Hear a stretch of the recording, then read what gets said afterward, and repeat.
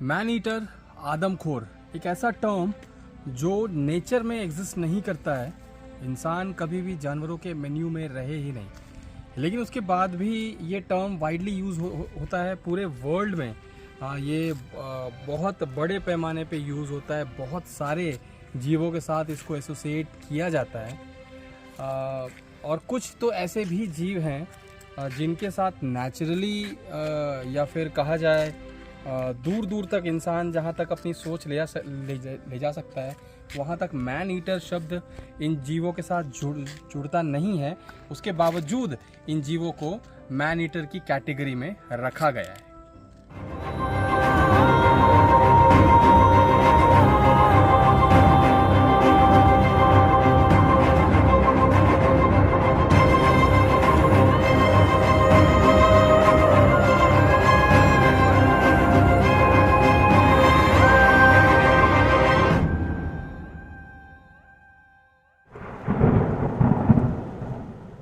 सबसे पहले तो हम ये समझने का प्रयास करते हैं कि ये जो टर्म है मैन ईटर या आदमखोर, ये कहाँ से आया या ये जीवों के साथ एसोसिएट क्यों होता है।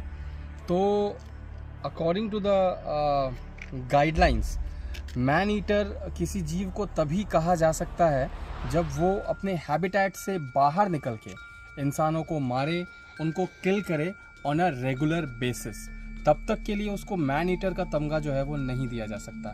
तो अगर हम अपने दर्शकों से ये पूछें कि मैन ईटर शब्द सुनते ही आपके दिमाग में कौन कौन से जीव आते हैं, तो नेचुरली आपका आंसर यही होगा कि या तो टाइगर्स, लेपर्ड्स, वूल्स, या बहुत हुआ तो हाइनाज या जैकल, बेयर हो सकते हैं कहीं कहीं पे। लेकिन जब हम कहते हैं कि एक ऐसा जीव जिसको हम जेंटल जाइंट कहते हैं, जिसको हम पूरी तरीके से शाकाहारी जीव मानते हैं, क्या वो जीव भी मैन ईटर हो सकता है? और जब मैं यहाँ मैन ईटर कह रहा हूँ तो मेरा मतलब है कि इंसान को खाने वाला या इंसान के मांस का भक्षण करने वाला, न कि उसको मारने वाला। There is a difference between man eater and man killer. तो मैं यहाँ शब्द यूज़ कर रहा हूँ मैन ईटर। जी हाँ, मैन ईटर आप समझ गए होंगे। जेंटल जाइंट जब टर्म यूज़ किया मैंने तो जेंटल जाइंट यूज़ होता है हाथियों के लिए। क्या हाथी आदमखोर हो सकते हैं? ये एक बहुत बड़ा सवाल है। वैसे तो संभव नहीं लगता, लेकिन इतिहास में हमारे पास एक केस ऐसा निकल के आता है जहां हाथी भी आदमखोर हुआ था।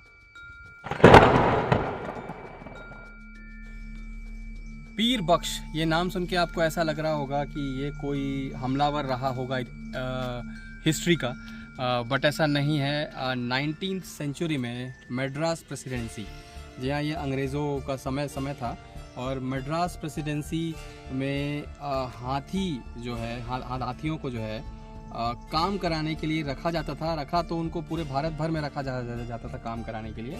मद्रास प्रेसिडेंसी में हाथियों का एक ग्रुप था जिनका लीडर हुआ करता था पीर बख्श। कहा जाता है कि पीर बख्श की कंधे तक की ऊंचाई लगभग 9 फीट और रीढ़ तक की ऊंचाई लगभग 10 फीट की थी। उसके जो दांत थे वो लगभग 3.5 फीट के जो है उसके टस्क थे, और काफ़ी खूबसूरत वो हाथी था, बहुत शांत भी था। नेचुरली अगर देखा जाए तो वो बहुत शांत था और अपनी महावत की सभी बातों को मानता था। एक दिन हुआ ये कि महावत की तबीयत ख़राब हो गई और उसकी जगह कोई दूसरा महावत उसके साथ आया। उस महावत ने उसके काम करने की स्पीड को नोटिस किया, जो कि उस दिन थोड़ी सी स्लो थी। उसने एक और चीज़ को नोटिस नहीं किया कि हाथी के कान के बगल से कोई चिपचिपा सा द्रव्य जो है वो बह रहा है। उसने उस चीज़ को नोटिस नहीं किया। ये क्या है हम आपको आखिर में बताएंगे। और उसने हाथी की रफ्तार को देखते हुए एक लकड़ी उठाई और हाथी के सिर पे जोर से प्रहार किया। हाथी थोड़े देर तक चुपचाप उसको निहारता रहा। उसके बाद जो उसने किया, उसने उस महावत के 4 टुकड़े कर दिए। 4 टुकड़े करने के बाद जो हाथी ने किया वो बहुत विवादास्पद था। पीर बख्श और उन जैसे कई हाथियों का इस्तेमाल उन दिनों राजा महाराजा और अंग्रेज अफसर बाघों के शिकार के लिए किया करते थे। वो इन हाथियों पे सवार होकर बाघों का पीछा करते थे, जंगलों में जाके बाघों को मारते थे, और उसके बाद वो क्या करते थे, गुड़ के जो बड़े बड़े गोले होते थे उनको बाघों के खून में डुबो के हाथियों को खिलाते थे। पीर बख्श को भी इस तरीके से खून में डूबा हुआ गुड़ का ढेला खिलाया गया। ये माना जाता था कि बाघ के खून में डूबे हुए गुड़ के ढेले खाने से हाथियों में बाघ का सामना करने की, उनको मारने की हिम्मत आएगी। एक चीज़ जो यहाँ अननोटिस्ड रह गई कि ये खून लगातार चखने के बाद हाथी के मुंह में उस खून का जो है टेस्ट, आफ्टर टेस्ट जो है वो रह गया।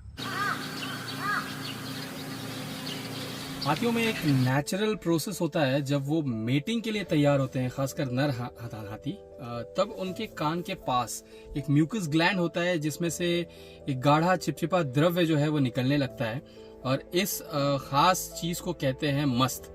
और हाथी जब इस टाइम पीरियड में हो तो वो दूसरे बुल्स की तरह बहुत ही एग्रेसिव हो जाता है और इस चीज को पहचानना बहुत आवश्यक है। कई एक्सपीरियंस्ड महावत इस चीज को जानते हैं, पहचानते हैं और इस दौरान हाथी के भोजन में अफीम का यूज करते हैं। वो अफीम का यूज करते हैं जिससे हाथी थोड़ा सा शांत होता है और उसको बार बार नहलाया भी जाता है, लेकिन वो यंग महावत इसी चीज को नोटिस नहीं कर पाया। इस चक्कर में उसकी जान गई और उसके बाद हाथी ने उसके टुकड़े कर दिए। उसके टुकड़े करते हुए हाथी को खून जो है उसका फील हुआ, उसका एहसास हुआ और उस महावत का जो दिल था वो खुल गया था। दिल उसको साफ दिख रहा था और दिल उसको उस गुड़ के ढेले की याद दिला रहा था जो उसको खिलाया जाता था खून में डुबो के। हाथी ने उस महावत का दिल खा लिया और उसके बाद जब वो वहां से निकला उसने बहुत तबाही मचाई पूरे के पूरे मद्रास प्रेसिडेंसी में। यहाँ तक बात पहुंच गई कि उसको पकड़ने और मारने के लिए इनाम जो है वो रखा गया। मैसूर राजवंश से जंग बहादुर नाम के एक हाथी को बुलाया गया जो कि बड़े बड़े वॉर्स में यूज होता था और बहुत ताकतवर हाथी समझा जाता था, लेकिन जंग बहादुर ने भी जब पीर बख्श का सामना किया तो उसको भी हार माननी पड़ी। पीर बख्श ने कई लोगों को मौत के घाट उतारा, बहुत सारा सामान जो है उसने तोड़फोड़ किया, बहुत सारी प्रॉपर्टी को उसने नुकसान पहुंचाया। अल्टीमेटली मर्वन स्मिथ नाम के एक शिकारी ने उसका शिकार किया, उसको जो है मौत की नींद सुलाया और यहाँ पे पीर बख्श का आतंक जो है उसकी समाप्ति हुई।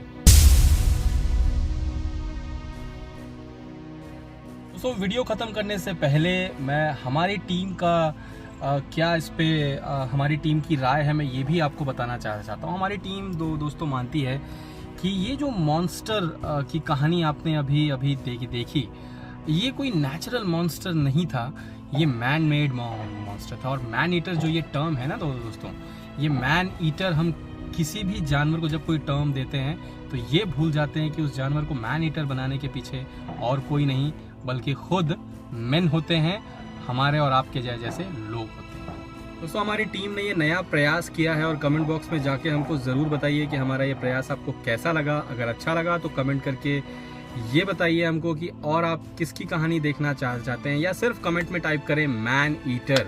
हमारे इस प्रयास को अगर आपका प्रोत्साहन मिलता है तो हम आगे आपके साथ और इंटरेस्टिंग कहानियाँ ज़रूर लेके आएंगे। तो लाइक कीजिए, सब्सक्राइब कीजिए और कमेंट करना बिल्कुल मत भूलिए। जय हिंद, जय भारत।